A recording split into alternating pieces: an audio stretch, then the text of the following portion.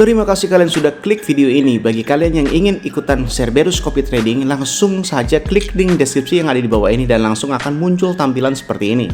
Lalu silahkan kalian langsung klik daftar. Bagi yang belum punya akun, untuk username itu bebas. Misalkan nama username-nya adalah pemula trading dan jangan lupa untuk di akhir username-nya diberikan @cerberus.com. Jika kalian tidak mengetik cerberus.com, maka akun Anda tidak akan bisa terdaftar. Untuk password silahkan kalian pilihkan sendiri. Untuk nama silahkan bebas. Untuk nomor handphone harus nomor handphone yang aktif karena jantung Cerberus Copy Trading itu ada di dalam nomor handphone. Jika nomor handphone berbeda, maka Cerberus Copy Trading tidak akan berlaku. Untuk kode referral bisa diisi atau bisa dikosongkan. Setelah kalian sudah mengisi semuanya, bisa langsung kalian klik register dan akan muncul tampilan seperti ini. Untuk mengaktifasi Cerberus Copy Trading, bisa langsung kalian WA admin terhadap nomor ini. Dan untuk biayanya adalah 4 juta rupiah untuk member reguler dan 40 juta rupiah untuk member eksklusif. Jika kalian ingin mengetahui simulasi profit tradingnya, langsung bisa kalian klik kalkulator Cerberus, masukkan modal dengan satuan dolar, klik 1000 misalkan, dan untuk jumlah harinya max 365, langsung klik hitung. Setelah itu akan muncul seperti ini dan scroll ke bawah. Nah, di sini adalah total profit bersihnya, yaitu totalnya adalah 3.293. Untuk info lebih lanjut, silahkan WA admin di nomor ini. Selamat menikmati materi di video kali ini.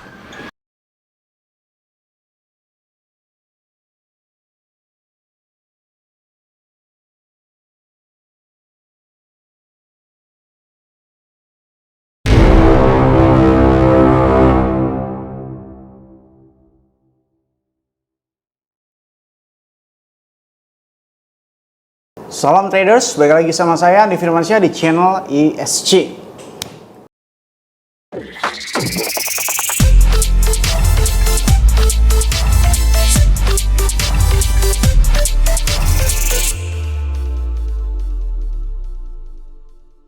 Oke, Bitcoin sekarang mencapai sekitar 105.700. Di video kemarin saya udah bilang bahwasanya akan ambil open posisi short di area sekitar 104 dan 105.000.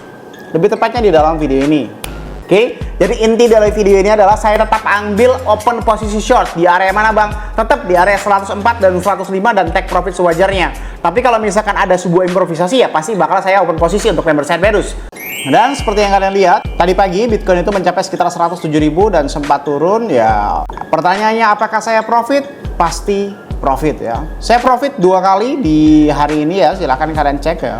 Saya hari ini open posisi 2 kali. Yang pertama adalah di jam 7:15 ya. Untuk saya close posisinya itu di area sekitar 7:29 ya. Ini saya scalping kurang lebih sekitar 15 menit saja. Lalu yang kedua saya open posisi di area sekitar 8:37 pagi ini dan close posisi sekitar jam 10:00 alias ya saya scalping 2 kali. Inilah yang saya maksud, mungkin adanya improvisasi tergantung dari kondisi market itu sendiri. Seperti yang saya bilang bahwasanya teknik analytical itu tidak diperhitungkan kalau di hadapan fundamental ya. Fundamentalnya apa bang? Tiba-tiba seperti yang kalian tahu bahwasanya ada kabar seperti ini ya.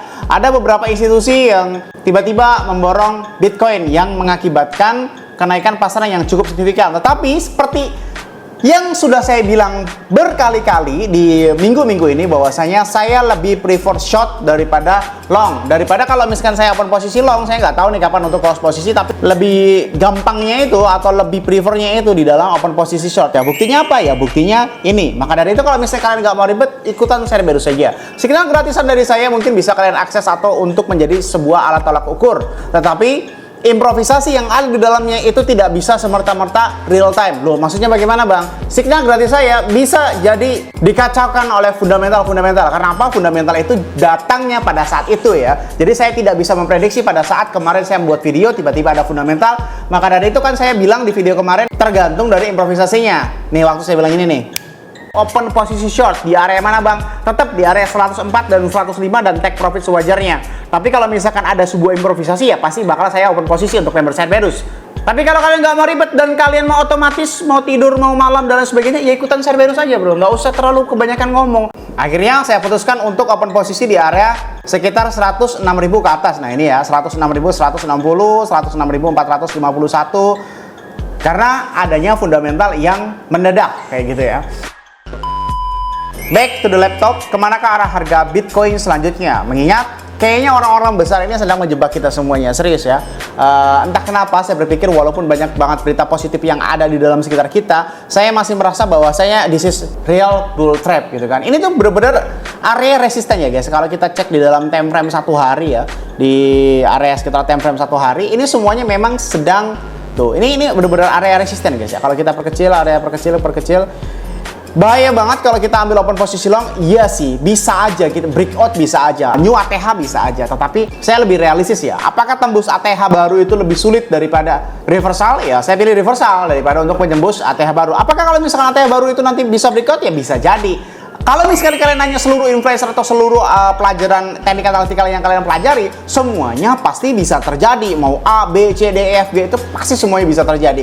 Segala sesuatu di dalam kehidupan ini semuanya pasti bisa terjadi. Maka dari itu, kita jangan pernah berharap, berekspek, atau mengharapkan sesuatu yang berlebihan dalam segala bidang. Baik itu tentang trading, kehidupan, percintaan, atau bahkan ke dalam istri kalian sendiri, suami kalian sendiri. Jangan pernah berharap berlebihan terhadap manusia, apalagi sesuatu yang tidak bisa kita kontrol. Maka dari itu, sedemikian rupa kita harus meminimalisir resiko-resiko yang ada di dalam kehidupan ini gitu kan. Entah itu tentang money management, entah itu tentang manajemen life gitu kan, entah itu tentang manajemen hati dan sebagainya. Entah kenapa satu kata tapi bermakna, yaitu manajemen. Percayakah kalian bahwasanya sepinter-pinternya kalian, kalau misalkan kalian nggak bisa money management di dalam trading, itu pasti boncos. Sehebat apapun teknik analytical kalian, walaupun kalian udah pakai Bloomberg, walaupun kalian udah pakai berita yang paling up to date gitu kan tentang fundamental dan sebagainya, kalau kalian tidak mempunyai money management, asal-asal all in, leverage-nya besar, itu pasti tinggal nunggu hancur pada waktunya. Sama halnya seperti kalian, secantik-cantik apapun kalian, seganteng-gantengnya apapun kalian,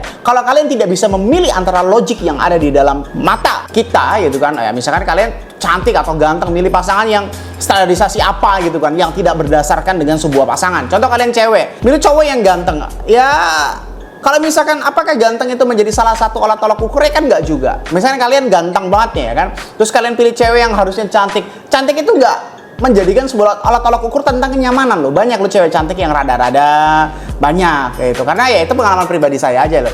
Ada beberapa hal yang tidak bisa dijelaskan dengan sebuah kata-kata, apalagi dengan bentuk yang indah gitu loh. Kadang-kadang bentuk yang indah itu, kalau kata lagu itu, tak selamanya yang berkilau itu indah. Jadi segala sesuatu harus ada manajemennya. Entah itu masalah trading, masalah hati, bahkan kalian kalau tidak mempunyai manajemen dalam mengurus anak, mengurus istri, sekaya apapun lo nggak bakal pernah bisa mendapatkan kebahagiaan yang absolut, kebahagiaan yang mutlak kayak gitu ya. Lu kaya, tapi kalau lu nggak pernah bersama dengan anak lu bakalan lupa kalau misalkan lu itu ada bapaknya gitu kan. Sekaya apapun lu, seganteng apapun lu, tapi kalau misalkan lu nggak pernah merhatiin istri lu, nggak pernah merhatiin segala sesuatu yang berubah di depan mata kepala lu tentang istri lu nggak akan pernah ingat dan bisa-bisa lupa bahwasanya dia itu udah punya suami. Bisa-bisa dia disibukkan oleh beberapa hal, entah itu dari handphone dan sebagainya. Itulah pentingnya manajemen, bukan hanya di dalam trading saja. Bang, apa ngaruhnya lu mempelajari tentang kehidupan kayak gitu? Tentu saja ngaruh dong. Kalau kalian trading, itu pasti ngaruhnya ke dalam psikologis ya. Psikologis itu kita berurusan dengan sesuatu yang kita pikirkan segala-galanya yang ada di dalam otak kita. Kalau psikologis kita, kalau otak kita, kalau pemikiran kita sudah kacau, saya jamin lu gak akan pernah bisa trading dengan nyaman. Jangankan trading, lu makan aja nggak pernah bisa tenang kan ketika lu mempunyai sebuah problematika yang sedang lu pikirin. Nah itulah yang saya maksud betapa pentingnya manajemen, bukan hanya di dalam dunia trading saja, tetapi di dalam kehidupan. Makan aja nggak bisa gitu kan, makan aja ya entah itu tumpah semua dan lain sebagainya, itu adalah validasi bahwasanya Anda sedang tidak baik-baik saja. Maka dari itu, kalau kalian merasa bahwasanya diri Anda tidak baik-baik saja, lebih baik tenangkan diri dan jangan pernah melakukan segala aktivitas apa yang ada di dalam hidup Anda. Mau kalian kerja, mau kalian trading, ataupun kalian lagi berantem kayak gitu, sebenarnya ada sebuah problem solve gitu. Misalkan contoh kalian lagi kerja, kalian lagi penat, gak usah diterusin kerjanya. Entah itu kalian ke kamar mandi, cuci muka 5 menit baru kerjain. Kalau lagi kesal terus tiba-tiba kalian terusin, itu pasti malah tambah ngaco gitu ya guys. Sama aja kalau kalian trading lagi punya masalah, mendingan selesaiin dulu masalah baru trading. Ya, jangan dibalik. Misal kalian lagi berantem sama istri kalian gitu, jangan dipaksain berantem terus-terusnya. Karena apa? Kita mempunyai ego, istri kita mempunyai ego. Kalau misalkan diterusin ya akhirnya cekcok, mempunyai validasi argumen masing-masing, ya udah tiba-tiba crash dua-duanya. Lebih baik santai dulu untuk menghadapi segala sesuatu yang ada di dalam hidup kita. Jadi kemana-mana bang, ya udahlah nggak apa-apa lah ya. Harga Bitcoin sekarang mencapai 105.350 ya. Kalau saya masih cenderung pasti short ini. Lihat nih, short semua ini. Cerberus masih short semua. Coba kita cek coin glass-nya, kira-kira ada nggak sesuatu yang cukup menarik dan menjadi sebuah bahan pertimbangan agar kita menambah keyakinan untuk prepare terhadap short gitu ya. Seperti biasa kita ubah terhadap old version saja dan skala 1:100. Nah, tetap saja ya di sini terjadi kekosongan order, dibiarin sampai 97.000 dan penekanan instant execution itu berada di area sekitar 105.000. 105.200, sekarang 105.435. Wah, ini berarti memang ini tetap cenderung short guys ya. Mau gimana tetap cenderung short ini, kecuali tiba-tiba dilepas ya. Kecuali tembok yang kekosongan order ini diisi atau tiba-tiba yang ini tuh dilepas dan sebagainya. Ini semuanya kayak seolah-olah nih, gue ngomong nih, ini sorry aja nih ya, tanpa mengurangi rasa hormat terhadap influencer lain atau kalian yang berpikiran bakal buron. Ini tuh kalau yang saya lihat semuanya sekarang sedang mengakumulasikan supaya order kalian itu sangat-sangat banyak di long, habis itu bakal dilikuidasi secara massal dan tiba-tiba bakal didom ke area sekitar 90 ribuan. Itu kayaknya kita lagi diakumulasi nih semuanya. Wah, kayaknya kalau sekarang di dump nih, wah gara-gara si Andi nih orang-orang nggak ikutan long nih, short semuanya. Tar dulu gitu. Ya, meskipun itu 1% ya kalau terjadi kayak gitu ya, tetapi ya kita nggak ada yang tahu ya, bahwasanya perspektif saya, pendapat saya, namanya pendapat saya bebas ya. Sekarang kita itu sedang diakumulatifkan semuanya, sedang dikumpulin semuanya ikan teri itu untuk ambil open posisi long, untuk ambil open posisi buy, yang pada akhirnya ketika semua ordernya itu sudah benar-benar mencukupi standarisasi paus atau target paus atau target beberapa institusi, itu langsung benar-benar langsung kita diremes, kita bakal di-dump dan benar-benar margin call bisa-bisa ya. Jadi hati-hati untuk yang ambil open posisi long. Tetapi ya sekali lagi, walaupun saya yakin bahwa saya ini adalah short, saya bukan tipe orang yang halu atau bukan tipe orang yang pemimpi. Udah tahu short kayak gini, oh apakah saya akan ambil open posisi short secara jangka panjang? Enggak. Ambil aja secukupnya. Contoh kalau misalkan kalian perhatikan di sini ya, kalian perhatikan ya. Walaupun saya ambil prefer open posisi short, silakan kalian perhatikan. Ini sekarang 106.451, tadi 106.160, kemarin 106.957, kemarinnya lagi 104, kemarinnya lagi 104. Nah, makin ke sini nih perhatikan, short saya kan makin tinggi, 103.899 nih. Bayangkan kalau 103.899 ini saya tahan, ya udah nyangkut dong. Nih, contoh. Bayangkan kalau short saya di 103.693 ini saya tahan, ya sekarang udah nyangkut. Nah, maksudnya begini, walaupun saya memang prefer short, tetapi misalkan ini 103.693 saya short nih, ya udah saya TP di area 107.41. Habis itu naik lagi ke 104, saya TP di 103. Habis itu naik lagi ke 104, habis itu naik lagi ke 106, habis itu. Jadi kalau di dalam analogi sederhana yang mungkin kalian percaya tidak percaya, nah kayak begini nih.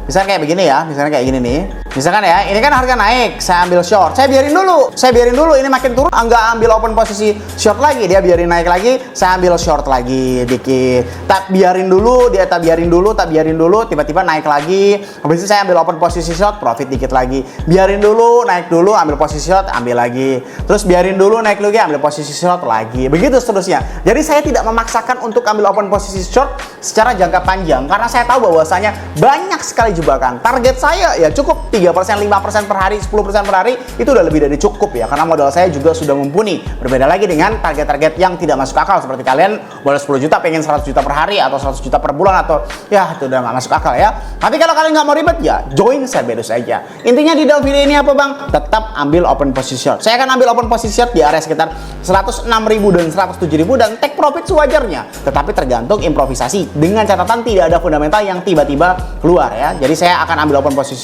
short 106 dan 107 dan take profit sewajarnya. Take profit sewajarnya itu 1% harga kita ambil open posisi, leverage 5 aja kita udah untung 5%. Tetapi sekali lagi, jika tidak ada fundamental atau tidak ada improvisasi secara tiba-tiba. Kayak gitu ya.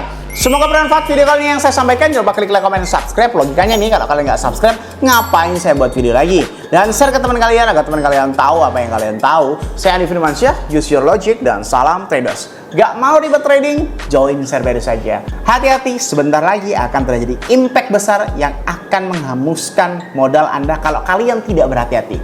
Mau aman? Cerberus saja bro.